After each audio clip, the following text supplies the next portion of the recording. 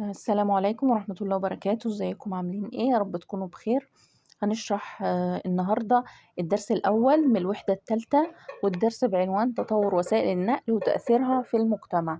طيب، بسم الله الرحمن الرحيم. الدرس هيشرح لي وسائل النقل اللي كانت موجودة زمان وشكلها، وهيتكلم لي إن الحاجات دي اتطورت ازاي ودلوقتي بقى موجود ايه.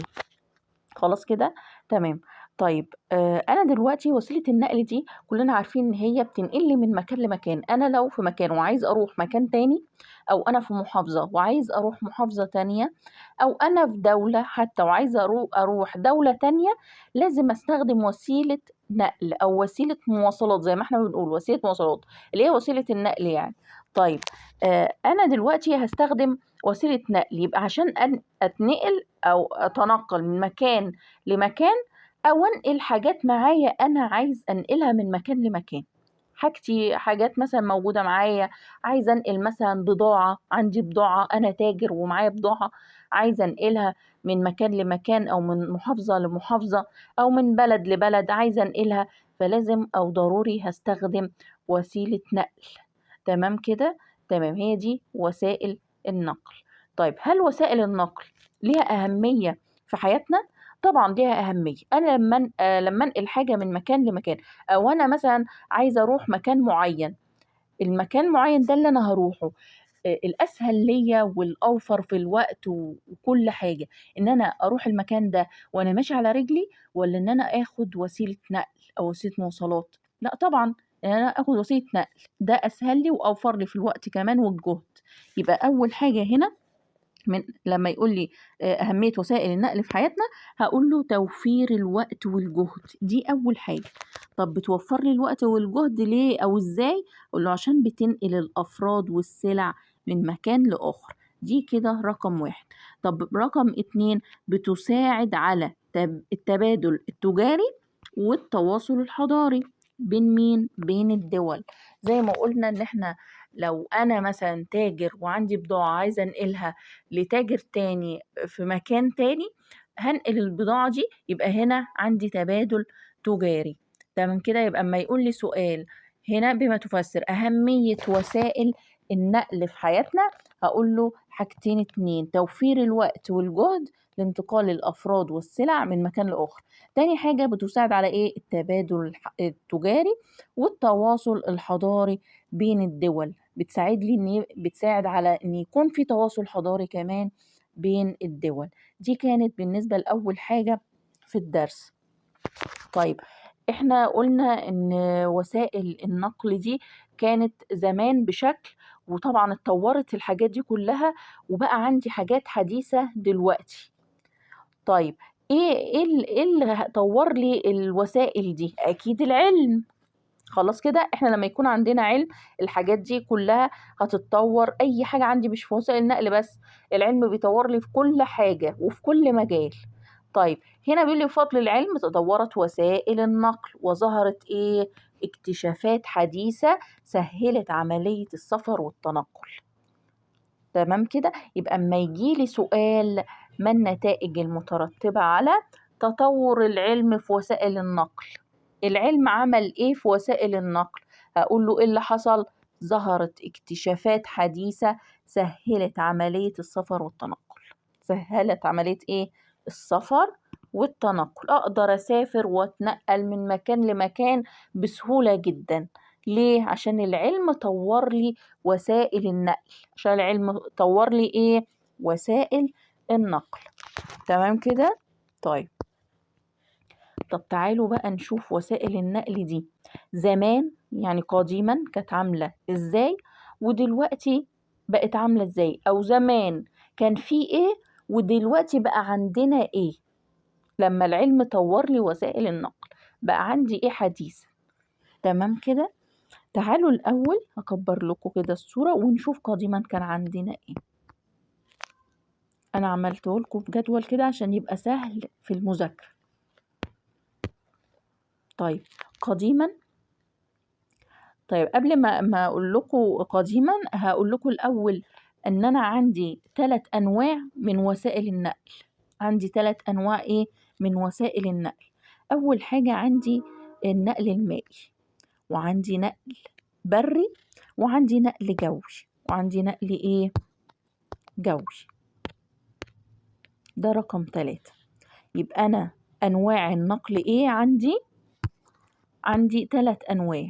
عندي إيه؟ 3 أنواع: نقل مائي، نقل بري، ونقل جوي. لازم أكون عارف ال3 دول كويس جدا. طيب قوليلي بقى النقل المائي ده زمان كان عندي إيه؟ قال لي زمان أيام المصريون القدماء كان عندي في النقل المائي قوارب وسفن. النقل المائي يعني نهري وبحري، بننقل حاجتنا عن طريق النهر أو عن طريق البحر. خلاص، طب هنستخدم ايه في النهر والبحر؟ هنستخدم قوارب وسفن. ده امتى؟ ده زمان أيام المصريون القدماء. طيب تمام. هو النقل المائي ده ليه أهمية؟ طبعا، نقل الركاب والاحتفالات والتجارة. بينقل الركاب، تمام، عارفين دي. طب ايه الاحتفالات؟ كانوا بيحتفلوا، بيعملوا احتفالاتهم برضو على القوارب والسفن. تمام. طب والتجارة؟ طبعا كانوا بيتاجروا، بينقلوا بضايع على القوارب والسفن. دي أهميتها. طيب قوليلي كده رحلات تجارية كانت بتحصل أيام المصريون القدماء. هقولك أول حاجة رحلات الملك سينفرو. ده ملك مصري من زمان قوي، كان هو ملك البلاد. طيب كان بيعمل رحلات لفين؟ هقولك لبلاد فينيقيا. فينيقيا دي فين يا مس؟ اللي هي لبنان، لبلاد فينيقيا. طب بيعمل رحلات لفينيقيا ليه؟ لجلب أخشاب الأرز. تفتكروا إن علم لبنان عليه رمز كده، شجرة. الشجرة دي اللي هي شجرة الأرز، عشان هم عندهم شجر الأرز كتير، رسمة الشجرة موجودة على العلم بتاعهم. خلاص كده، في لبنان اللي هي هنا ايه؟ فينيقيا. يبقى رحلات الملك سنفرو كانت رايحة فين؟ رايحة لفينيقيا اللي هي لبنان. طب رايح فينيقيا ليه؟ علشان يجيب لنا أخشاب الأرز من هناك. تمام كده. طيب عندي مثال تاني، عندي مثال كمان اللي هو رحلات الملكة حتشبسوت. دي كانت ملكة برضو مصرية بالبلاد. طيب عملت رحلاتها فين؟ لا، دي عملت بقى لبلاد بونت. عملت لبلاد ايه؟ لبلاد بونت. طيب الرحلات بتاعت حتشبسوت اللي كانت رايحة بلاد بونت، كانت رايحة تجيب لنا ايه؟ كانت رايحة تجيب أخشاب برضو، أخشاب زي فوق، وبالإضافة لإيه؟ للبخور. يبقى الرحلتين رايحين يجيبوا أخشاب. رحلة الملك سنفرو ورحلة مين؟ حتشبسوت. بس حتشبسوت كانت بتجيب إيه كمان؟ بتجيب بخور. تمام كده؟ تمام.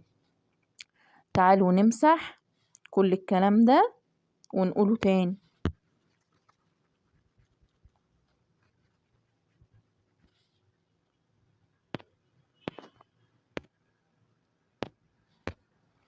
يبقى احنا قلنا وسائل النقل 3 أنواع: النقل المائي، النقل البري، النقل الجوي. طيب النقل المائي زمان أيام القدماء المصريين كانوا بيستخدموا إيه؟ القوارب والسفن. دي أول حاجة لازم أعرفها. طب أهميتها إيه؟ نقل الركاب والاحتفالات والتجارة.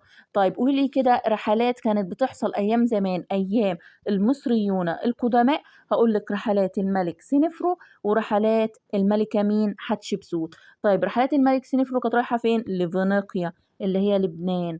طيب راح لبنان تجيب إيه؟ أخشاب الأرز. طيب رحلات الملكة حتشبسوت كانت بتروح فين؟ لبلاد بونت. طيب رايحة تجيب ايه؟ أخشاب وبخور. تمام كده؟ تمام. ده كان امتى يا مس؟ كان زمان أيام المصريون القدماء. طيب تعالوا بقى نشوف النقل المائي امتى؟ حديثا، يعني دلوقتي بقى. أنا عندي دلوقتي ايه؟ عندي بواخر اللي هي سفن برضو بس كبيرة، وعندي ناقلات النفط. اللي هي ايه النفط؟ النفط اللي هو البترول. تمام. طيب نيجي للنقل البري اللي هو التنقل أو حمل الأشياء من مكان لمكان تاني عن طريق البر، واللي هو الأرض. يعني بري جاي من كلمة البر أو الأرض، إن احنا نبقى ماشيين على الأرض، أو وسيلة النقل دي تكون ماشية على الأرض. خلاص. طيب زمان أيام القدماء المصريين كانوا بيستخدموا إيه؟ كانوا بيستخدموا الحصان والحمار والجمل. خلاص كده. طيب تمام. أهمية إيه؟ أهمية النقل البري إيه؟ التنقل وحمل الأشياء. طيب معظم وسائل النقل اللي موجودة في الدرس كلها أهميتها إيه؟ التنقل وحمل الأشياء. خلاص كده، عشان لو جاب لي سؤال وقال لي بما تفسر أهمية النقل البري أو التنقل وحمل الأشياء، بما تفسر أهمية النقل المائي أو النقل الجوي أو الكلام ده، كل ده أهميته إيه؟ التنقل وحمل الأشياء أو نقل بضائع. كل الحاجات دي من أهمية النقل. خلاص كده. طيب أنا عندي نقل بري تاني كان موجود زمان. كان موجود عندي كمان العربات الحربية. العربات الإيه؟ الحربية. طيب العربات الحربية دي عرفنا فكرتها إزاي أو عرفناها إزاي؟ قال لي لما الهكسوس غزوا مصر. لما الهكسوس دخلوا مصر وغزوا مصر كانوا داخلين بيحاربوا بالعربات الحربية، فاحنا عرفنا منهم العربات الحربية، وهي عربات ايه؟ تجرها الأحصنة، ودخلت مصر مع غزو الهكسوس لها. خلاص كده. طيب تمام. أهميتها ايه العربات دي؟ السفر والصيد، بنتنقل بيها برضو وبنصطاد بيها. نصطاد بيها ازاي؟ ممكن بالرمح واحنا راكبين العرابة دي. نصطاد بيها مثلا الغزلان، الأرانب، الحاجات دي كلها زمان يعني كانوا بيستخدموها في الصيد وفي السفر كمان. ده كان بالنسبة للنقل البري زمان. طيب دلوقتي هنيجي بقى لحاجات حديثة، اللي هي السكك الحديدية والسيارات. دي حاجات احنا بنستخدمها حديثا. طيب السكك الحديدية دي طبعا بيقصد بها القطارات ومترو الأنفاق مادام قال لي سكك حديدية. طيب قال لي السكك الحديدية المصرية هي الأولى في إفريقيا والشرق الأوسط. السكك الحديدية المصرية الأولى في أفريقيا والشرق الأوسط. يبقى احنا عندنا هنا في مصر احنا أول ناس بنعمل سكك حديدية على مستوى أفريقيا كلها والشرق الأوسط اللي هي المنطقة كلها. تمام كده. تمام. يبقى السكك الحديدية ايه؟ الأولى في أفريقيا. السكك الحديدية المصرية هي الأولى في أفريقيا والشرق الأوسط. تمام كده. يبقى احنا هنا في مصر أول ناس تعمل سكك حديدية على مستوى أفريقيا وعلى مستوى الشرق الأوسط كله. طيب التانية في إيه؟ التانية عالميا بعد المملكة المتحدة. المملكة المتحدة. يبقى احنا الرقم 1 على مستوى أفريقيا والشرق الأوسط في السكك الحديدية. طيب رقم 2 عالميا. رقم 2 ايه؟ عالميا بعد المملكة المتحدة. المملكة المتحدة اللي هي مين؟ انجلترا وشوية دول تانيين معاه. تمام كده. يبقى دول أهم حاجتين لازم أعرفهم في نقطة ايه؟ السكك الحديدية. طيب ايه كمان؟ قال لي ان تم مد اول خط سكة حديد بين القاهرة والاسكندرية. احنا عندنا سكك حديدية، واحنا قلنا اول ناس في افريقيا والشرق الاوسط نعمل السكك الحديدية. طيب عملناها في مصر بين مين ومين اول ما اتعملت خالص؟ كان في خط سكة حديد بين مين ومين؟ قال لي كان اول حاجة تتعمل خالص بين القاهرة والاسكندرية. ده أول خط سكة حديد بيتعمل بين مين ومين؟ بين القاهرة والأسكندرية، عشان بتيجي في أكمل واختار كتير. لو قال لي بين القاهرة ونقط أقول القاهرة واسكندرية، بين الأسكندرية ونقط يبقى الأسكندرية والقاهرة. تمام. طيب السكة الحديدية دي أهميتها إيه؟ برضو نقل الركاب والبضائع زي ما اتفقنا. أي وسيلة نقل أقول نقل الركاب والبضائع، نقل الركاب والأشياء وجميع الأشياء كده، يعني ما تقفش على إيه؟ على حاجة. طيب نيجي بقى للسيارات. دي قلنا الحاجتين الاتنين دول من وسائل النقل البري حديثا اللي احنا بنستخدمهم دلوقتي. طيب السيارات دخلت مصر امتى؟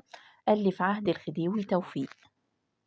طيب كانت تعمل بقوة البخار، يعني ما كانتش زي دلوقتي كده شغالة بالبنزين، لا كانت الأول كانت شغالة بقوة البخار أول ما دخلت مصر.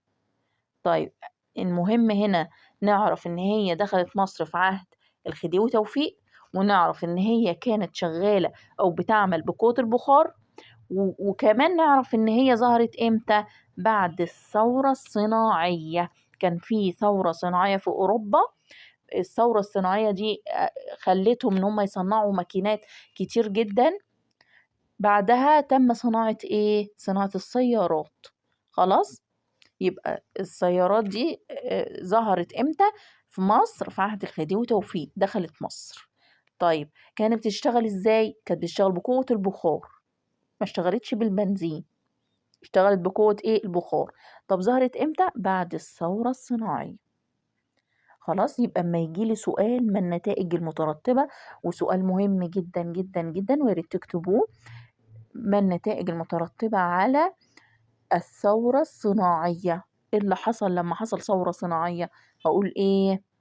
تم صناعة السيارات. خلاص؟ طيب تمام. نيجي للنقل الجوي، ودي تالت وسيلة نقل هناخدها، وهي آخر حاجة. يعني احنا قلنا أنواع وسائل النقل، وقلنا جوي بري مائي، قلنا احنا المائي وقلنا البري. نيجي بقى للنقل الجوي. النقل الجوي قال لي علشان يبقى عندنا نقل جوي حصل زمان شوية محاولات كده للطيران، شوية محاولات للطيران. كان أولها إن هو واحد قال لي اشمعنى الطيور كلها عندها جناحات وبتطير وبيروحوا من مكان لمكان وبتطير من هنا لهنا، طب احنا ممكن نصنع جناحات ونطير احنا كمان عن طريق الجو ونوصل من مكان لمكان. وده كان مين اللي فكر في الفكرة دي؟ واحد اسمه عباس ابن فرناس. اسمه ايه؟ عباس ابن فرناس. لازم نحفظ الاسم كويس جدا. اسمه ايه؟ عباس بن فرناس. ده اللي كان اول واحد يعمل محاولة للطيران. ماشي. المحاولة دي اللي هو شاف الطيور و... وقال ليهم جناحات، احنا نصنع جناحات ومش عارف ايه ونطير والكلام ده كله. بس طبعا المحاولة فشلت، وعباس بن فرناس عمل المحاولة وللأسف سقط مات. يبقى المحاولة كده فشلت، ودي أول المحاولات. يبقى أما يقول لي أول محاولات للطيران كان مين؟ عباس ابن فرناس.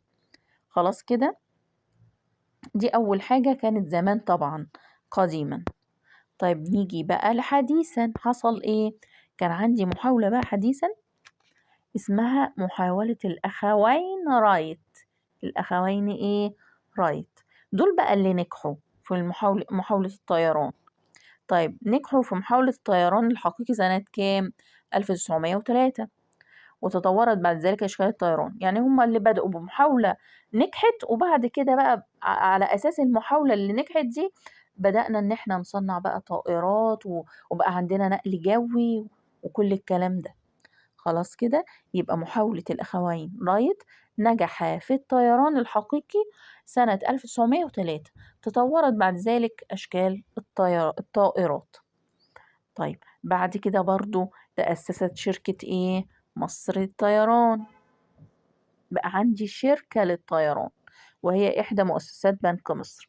إحنا قلنا قبل كده في الترم الأول إن بنك مصر كان فكرة مين؟ طلعت حرب باشا. كان فكرته البنوك، والبنك عمل لي شركات كان من ضمنها شركة مصر للطيران. خلاص كده. طيب أول شركة طيران جوية في الشرق الأوسط هي شركة مصر للطيران، وسابع شركة على مستوى العالم. يبقى شركة مصر للطيران دي أول شركة في الشرق الأوسط. زي مين قلنا فوق؟ قلنا السكك الحديدية. كان احنا برضو أول ناس نعمل سكك حديدية في مصر على مستوى أفريقيا والشرق الأوسط. احنا برضو أول شركة مصر للطيران اتعملت في مصر على مستوى ايه؟ الشرق الأوسط اللي هو المنطقة كلها. طيب سابع شركة على مستوى ايه؟ على مستوى العالم. احنا سابع شركة طيران اتعملت على مستوى العالم. تمام كده. تمام. لحد هنا يبقى احنا خلصنا الدرس بتاعنا. درس سهل جدا وسهل بسيط، وبيكلمني عن وسائل النقل وعرفني أهميتها ايه، وعرفني كمان زمان كان موجود ايه وبيستخدموا ايه، ودلوقتي حديثا بنستخدم ايه.